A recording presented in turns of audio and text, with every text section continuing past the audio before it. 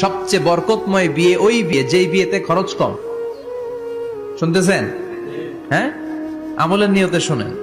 ফাতিমা রাদিয়াল্লাহু তাআলা আনহার সাথে সাইয়েদনা আলীর বিয়ে হলো।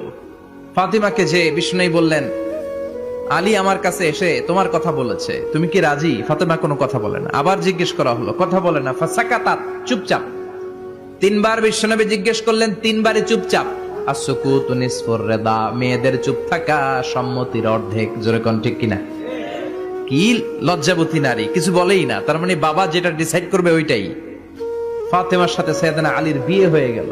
সামান্য কিছু কাপড় পেয়েছেন, সামান্য কিছু দিরহাম পেয়েছেন, সামান্য কিছু মহারানার বিনিময়ে বিশ্বনবীর কন্যা সাইয়্যিদাতু নিসাই আহলিল জান্নাহ, সব নারীদের সর্দারিনী, যে ফাতেমা জান্নাতের দরজার ভেতরে ধাক্কা না দিলে কোনো নারী জান্নাতে প্রবেশ করতে পারবে না।